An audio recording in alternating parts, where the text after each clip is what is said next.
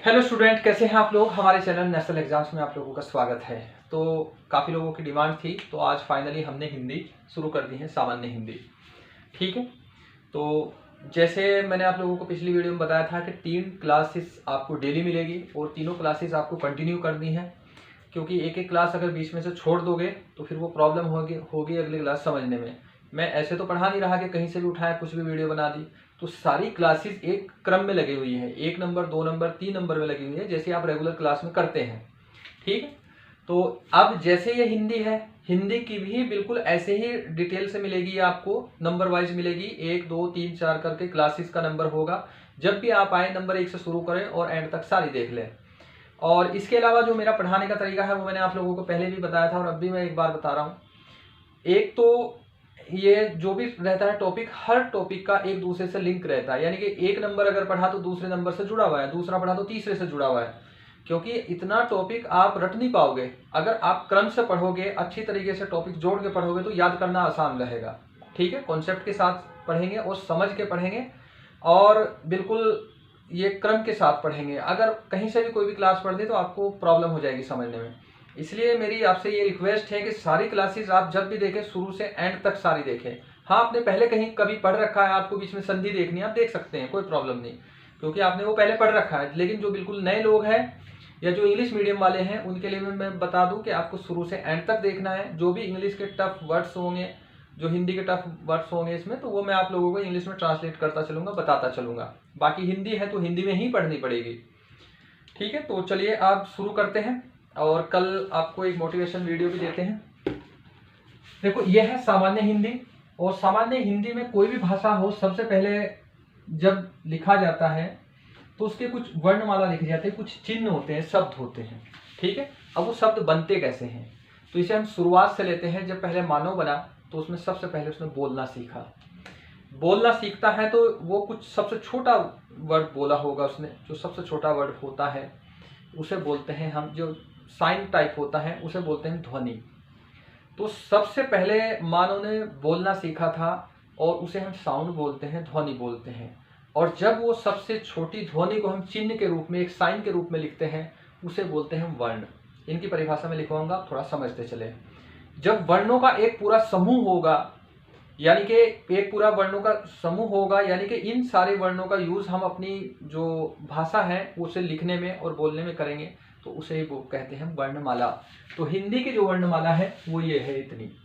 ठीक है, अब इसका उच्चारण कैसे कैसे होता है। उच्चारण का मतलब होता है प्रोनाउंस। कैसे करते हैं ये, जैसे अलग अलग एरिया में अलग अलग बोला जाता है। जैसे ये क है, अगर आप प्लेन एरिया में जाएंगे या कहीं और यूपी टाइप मेरठ साइड जाओगे तो क बोलेंगे इसे, क, जबकि वो सही नहीं है।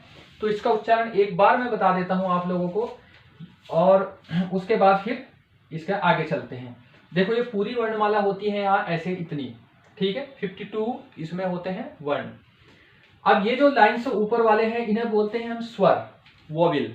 इनके बारे में डिटेल से पढ़ेंगे, बस थोड़ा सा एक इंट्रोडक्शन है वो ले लो आप। इन्हें बोलते हैं स्वर। और यहां से यहां तक के, लगभग यहां तक के ये पूरे के पूरे ये होते हैं व्यंजन, कंसोनेंट्स। ठीक है, स्वर को बोलते कैसे हैं, ये बिना किसी अन्य ये स्वर के या वर्ण की सहायता के बोले जाते हैं। जैसे बोला जाता है ओ, आ, ई, उ, ऊ, इसे बोलेंगे री, री, ए, आई, ओ, औ।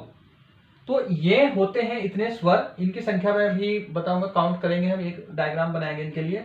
ये कुछ होता है अह बोलते हैं इसे, और मैंने गोले में किया हुआ है। ये गोले में क्यों किया हुआ है ये आगे मैं बताऊंगा आप लोगों को। ठीक है, फिलहाल आप मान के चलो कि ये गोले में है। अब ये आते हैं व्यंजन। जो व्यंजन मूल रूप से व्यंजन लिखा जाता है वो ऐसे लिखा जाता है, जो मूल व्यंजन होता है ऐसे हलंत के साथ, ये हलंत का साइन बोलते हैं इसे। इसका मतलब होता है कि ये व्यंजन आधा है। ठीक है, ये व्यंजन आधा है। अगर इस व्यंजन को पूरा करना है, ये हलंत वाला और ये दोनों बराबर है, ये हलंत वाला भी आधा है, ये भी आधा है। इसका मतलब अगर आपको ऐसा क लिखना है, ये क लिखना है, तो इसका मतलब इसके साथ एक स्वर जुड़ा हुआ है। ठीक है, तो आपको बुक में ये मिलेगा, लेकिन मूल व्यंजन कैसे लिखे जाते हैं वो मैं आगे बताऊंगा। जो व्यंजन का पूरा टॉपिक है, पूरी एक क्लास लगेगी इस पे।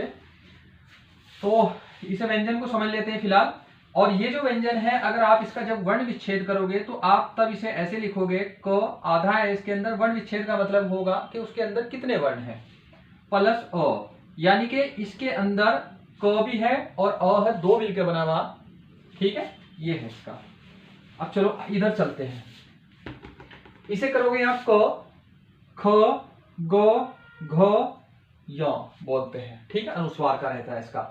तो ये च, छ, ज, झ, य, ट, ठ, ड, ढ, अण। और यहां फिर मैंने ये बोल किए हुए यहां अंदर इधर ऐसे इसमें रखा सर्कल में। ठीक है, तो इनके बारे में भी आगे करेंगे। ठीक, देखो यहाँ ये है दोनों, ड ढ है, और यहाँ केवल अंतर क्या है, इसके नीचे ये एक बिंदु है और इसके नीचे भी एक बिंदु है। अब नीचे आते हैं, ये वाला त, थ, द, ध, न। ठीक, प, फ, ब, भ, म। तो ये इतने आप लोग याद रखोगे। थोड़ा सा वर्णमाला तुम्हें ध्यान रखनी पड़ेगी, हालांकि कई बार अभी लिखवाई जाएगी है, तो एक इंट्रोडक्शन है तो थोड़ा सा ध्यान रखोगे इसे। अब इसके बाद आता है य, र, ल, व। ठीक है, श, श, स, ह। अब अक्षेत्र। ठीक है, अज्ञ, और ये स्र है, मैंने ब्रेक गोल किया हुआ है, तो इसके बारे में भी बाद में करेंगे। तो ये इतनी वर्णमाला होती है हिंदी भाषा की, तो इसे आप ध्यान रखोगे। वर्ण एक बार और सुन लो, मैंने बताया था कि भाषा की जो सबसे छोटी इकाई होती है उसे ध्वनि बोलते हैं। मानव सबसे पहले आया, जो सबसे पहला कुछ ध्वनि बोली थी, और उसी के बाद फिर उसने आगे बोलना शुरू किया। जब बहुत सारी ध्वनियां इकट्ठी हो गई तो तब वहीं से भाषा का निर्माण हुआ, तभी से भाषा बनी। जब वो छोटी ध्वनि थी उसे आपने लिखना शुरू किया, लिपि का विकास किया। जब उस छोटी ध्वनि को लिखा तो एक चिन्ह के रूप में उसे वर्ण बोला गया। तो जब बहुत सारे एक पूरी भाषा को लिखने के लिए बहुत सारे वर्णों की आवश्यकता हुई, तो बहुत सारे वर्ण इकट्ठा हो गए, उन्हीं सभी वर्णों के समूह को बोलते हैं वर्णमाला। तो हिंदी भाषा की वर्णमाला ये है। हर भाषा की वर्णमाला अलग अलग होती है, तो वो जैसे इंग्लिश की अलग होती है, फारसी की अलग, अरबी की अलग। तो ये इतना आप लोग ध्यान रखोगे। ठीक है, अब इसकी थोड़ी सी हम परिभाषा लिखेंगे, फिर इनका हम अलग अलग करेंगे। याद रखोगे आप, ये वाला स्वर है, ये यहां से यहां तक व्यंजन है, हालांकि अभी एक डायग्राम बनेगा उसमें भी आप समझ जाओगे। चलो आगे चलते हैं, ये उतार लेना आप, बिल्कुल मैं ऑफलाइन क्लास की तरह पढ़ा रहा हूं आपको, जैसे आप फीस देकर पढ़ते हैं, यहाँ आपको सब कुछ फ्री मिल रहा है बिना फीस के। अब देख ले हैं, सबसे पहले ध्वनि क्या होती है, इनकी परिभाषा लिख लो, क्योंकि पूछ सकते हैं इसमें। ध्वनि इंग्लिश में साउंड बोलते हैं, ध्वनि होती क्या है, तो इसकी परिभाषा लिखो। भाषा की सबसे छोटी इकाई, भाषा की सबसे छोटी इकाई। ध्वनि क्या है कि भाषा की सबसे छोटी इकाई, तो इसे ध्यान रखोगे, इतना रहेगा। अब आ जाता है वर्ण। ये वर्ण क्या होता है, इसकी परिभाषा। वर्ण तो पता है ना आपको, मैंने अभी बताया था कि जो वर्णों का समूह होता है उसे वर्णमाला बोलते हैं, तो उनमें से किसी एक को ही वर्ण कहते हैं। वर्ण किसे कहते हैं, जब ये जो ध्वनि है सबसे पहले आप लोगों ने बोली और इसे एक चिन्ह के रूप में, अभी जैसे मैं बोल रहा हूं क, आ, तो ये दिखाई तो नहीं दे रहा ना, लेकिन जब मैं इसे चिन्ह के रूप में लिख रहा हूं, मुझे लिखना है आ, ये ऐसे मैंने लिख दिया, एक चिन्ह बना के लिख दिया, तो इसे ही बोलते हैं हम क्या, वर्ण बोलते हैं। अब इसे बहुत ध्यान से सुनना, मैं एक क्वेश्चन पूछूंगा, कमेंट में उसका आंसर देना है आपको। और एक चीज और ध्यान रखना, क्योंकि पहला सब्जेक्ट है, पहली क्लास है, तो मैं ये बोलता हूं कि कोई भी अगर क्वेश्चन रहेगा, कोशिश ये करना कि जो पढ़ रहे हैं उसी से निकाल के आंसर देना है। हर चीज नहीं रट पाओगे आप, बस ध्यान से समझते हुए चलना है एक एक चीज को। क्वेश्चन जैसा भी रहे आंसर वहीं से देना है। अब जैसे वर्ण क्या है, तो वर्ण को कहोगे तुम, वर्ण का ये लिखोगे, इसकी परिभाषा, ध्वनि के लिखित रूप को वर्ण कहते हैं। वर्ण कहते, ये परिभाषा के तौर पे लिख लेना, कहते हैं। क्या है ध्वनि सबसे जो बोलने की इकाई, वर्ण क्या है कि जो जब ध्वनि को आपने चिन्ह के रूप में लिखा, तो इसमें यहां इसका एग्जांपल भी लिख सकते हो, जैसे अ, आ, क आदि। ठीक है, ये सारे होंगे इसमें, ये वाले आदि। अब आती है जो अभी आपने वर्णमाला लिखी थी उसकी परिभाषा क्या है। वर्णमाला की परिभाषा पूछ सकता है आपको,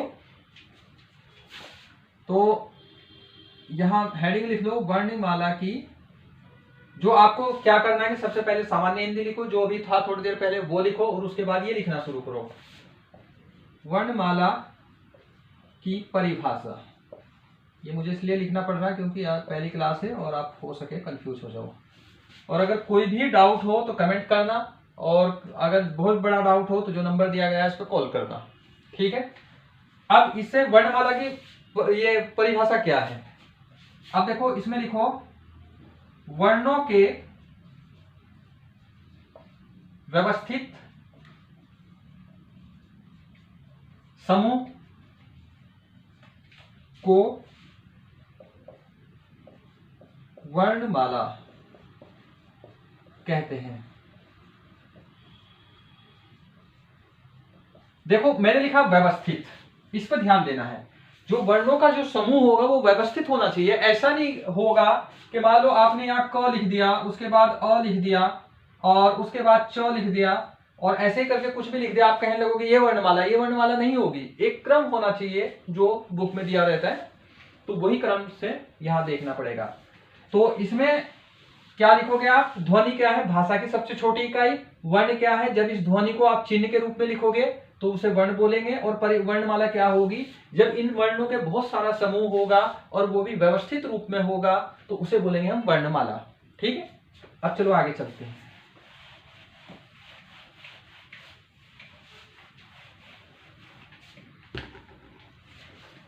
अब ये जो वर्णमाला थी इसका हम थोड़ा सा डिवाइड कर लेते हैं इसे ना, या फिर वर्णों के प्रकार देख लेते हैं, या कुछ भी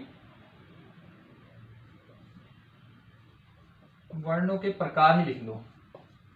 वर्णों के प्रकार, देखो वर्ण होते हैं दो प्रकार के, मैंने बताया अभी, स्वर और व्यंजन। लेकिन स्वर और व्यंजन भी अलग अलग प्रकार के होते हैं, उन्हें देख लेते हैं पहले, ठीक है। तो यहां सबसे पहले लिखो आप स्वर, और इसके बाद अगर कोई इंग्लिश मीडियम वाला हो, उसे प्रॉब्लम हो तो वो कमेंट करके जरूर बोलना, वो कर दूंगा मैं ट्रांसलेट। व्यंजन, ठीक है, स्वर और व्यंजन। देखो अभी मैंने बताया था कि स्वर कितने अभी आप लोगों ने देखे थे, इसमें 11।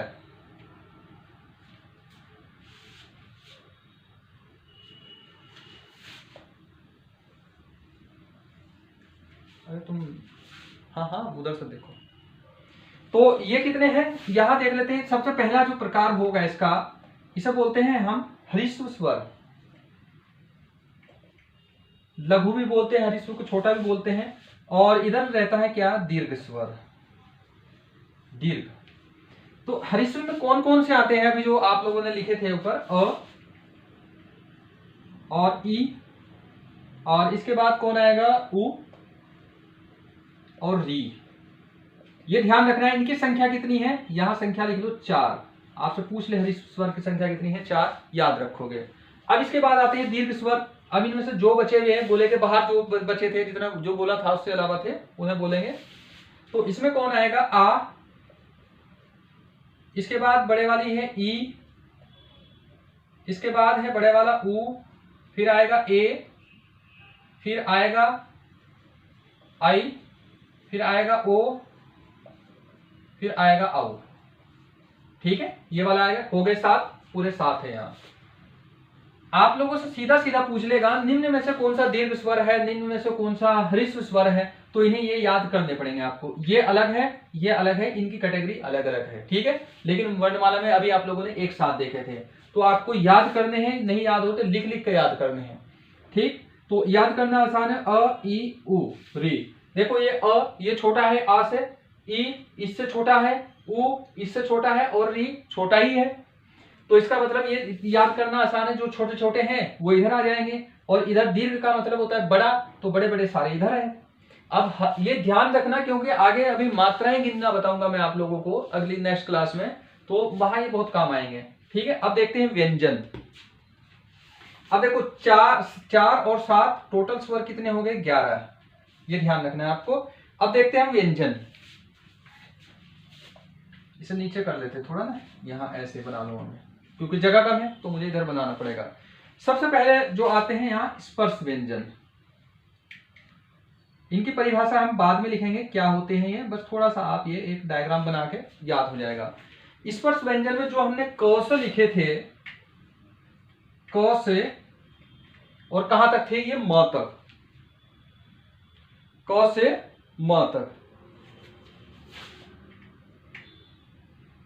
क से म तक जो लिखे थे बीच में, और दो बीच में गोले लिखे थे, और प्लस कितने कर दोगे, 2, तो ये क से म तक हो रहे 25, और प्लस 2 ये करोगे जो हमने बाहर गोले करे ड और ढ, और 2 ये जोड़ोगे इसमें, तो टोटल कितने हो जाएंगे, 27।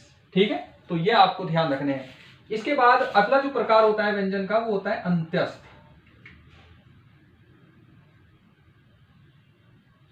अंतस्थ व्यंजन होते हैं, और अंतस्थ व्यंजन में देखो कौन कौन होते हैं, य, र, ल और व होता है। ठीक है, य, र, ल, व, संख्या कितनी होगी इनकी, 4। ये अंतस्थ व्यंजन ध्यान रखना है आपको, क्योंकि ये पूछे जाते हैं। और उसके बाद अगला जो है वो उसे बोलते हैं ऊष्म व्यंजन। अगला जो है उसे बोलते हैं ऊष्म, और ऊष्म में आता है स, ये श, ये स और ह, तो ये सारे क्या आते हैं, ऊष्म व्यंजन हैं। इनकी परिभाषा मैं आप लोगों को लिखवाऊंगा, बताऊंगा कि कैसे कैसे ये होते हैं। अब जो ये इनकी संख्या भी 4 है, तो याद रखोगे। अब अगला जो व्यंजन होते हैं उन्हें बोलते हैं संयुक्त व्यंजन। क्या बोलते हैं, संयुक्त। संयुक्त में कौन कौन होंगे, अक्षय, त्र, अज्ञ और स्र भी आएगा यहाँ। ठीक है, ये भी आएगा, तो इन्हें बोलते हैं हम संयुक्त व्यंजन। अब इसमें 2 और व्यंजन हैं जो इनकी संख्या देखो 4 है, इन्हें बोलते हैं आगत। आगत व्यंजन। आगत में कौन कौन आता है, ज, ये यहाँ एक बिंदु होता है, इसे रेफा बोलते हैं, नहीं सॉरी रेफा नहीं, बिंदु बोलते हैं, क्योंकि आगत है ये अरबी के, सॉरी फारसी के, और ये होता है फ। तो ये 2 भी आएंगे इसमें, और इन्हें आप लोग ध्यान रखोगे। तो इनकी संख्या कितनी है, 2। अब पूरे व्यंजन काउंट कर दो आप कितने, 27, और 4 31, और 4 ये वाले हैं 35, और 4 ये हैं 39 39, और 2 है कितने, 41, यानी कि व्यंजन की कुल संख्या कितनी है, 41। अब व्यंजन की कुल संख्या 41 है, तो कुल वर्णों की संख्या कितनी होगी, अब ये जोड़ो, 41 और 11 और 41 टोटल कितने हो गए, ये 52, यानी कि व्यंजन की टोटल संख्या 52। ये एनसीईआरटी के अकॉर्डिंग है, बिल्कुल आप उसके हिसाब से देखोगे, बाकी अलग अलग बुक्स में अलग अलग तुम्हें संख्या मिलेगी, लेकिन ये बिल्कुल ये एनसीईआरटी के हिसाब से है। तो ये डायग्राम आप याद रखोगे, और इसके बाद क्योंकि ये अभी बेसिक क्लास है, और क्लास को आप मिस मत करना, बिल्कुल क्लास शुरू से एंड तक देखना, अगर काट काट के देखोगे तो प्रॉब्लम हो जाएगी। तो इसके बाद शुरू करेंगे हम नेक्स्ट वीडियो में, आगे से देखते हैं। तो ठीक है, आज की भी क्लास में इतना ही करते हैं, आगे मिलते हैं आपको नेक्स्ट क्लास में। और जैसे कि आप लोगों से वादा किया है, कंप्लीट आपका कराएंगे, तो आपको सिर्फ क्या करना है कि शेयर जरूर करना है अपने फ्रेंड्स में, अपने ग्रुप में, अपने फेसबुक ग्रुप में, जो भी आपका ग्रुप है उसमें सारे कहीं शेयर करना है, क्योंकि अगर व्यू बढ़ेंगे तो इसमें क्या आएगा कि फिर हमारे सब्सक्राइब बढ़ेंगे, सब्सक्राइब बढ़ेगा तो इनकम भी होती है, देखो लोग जो आप लोगों को बोलते हैं तो उसकी वजह से भी रहता है, इसलिए आप लोगों को फ्री मिलता है। तो आप लोगों को क्या करना है कि कंटिन्यू पढ़ाई करनी है जितना भी है, और उसके बाद नेक्स्ट वीडियो में मैं एक रणनीति बता दूंगा कैसे करना है इसका। ठीक है, उसमें कोई सब्जेक्ट अगर आपको पढ़ना है, किस सब्जेक्ट के किस भाग पे ज़्यादा फोकस करना है, किस भाग पे कम फोकस करना है, तो वो सारी चीज़ों पे हम डिस्कस करेंगे। चलिए मिलते हैं नेक्स्ट वीडियो में।